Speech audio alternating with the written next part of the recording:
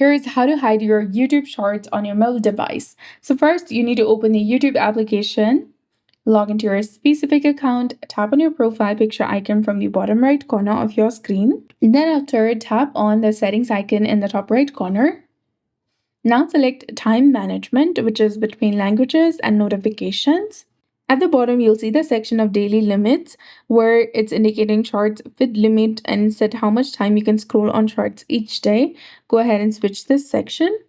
A menu will appear, and at the bottom, simply go ahead and set the limit to 0 minutes. Once this setting is active, you won't be able to scroll through the Shorts feed, and short form videos should no longer appear in your other feeds. And to see the change, you can go back to YouTube home screen and pull down to refresh. You can adjust this setting anytime to re-enable Shorts or set a daily time limit for viewing them.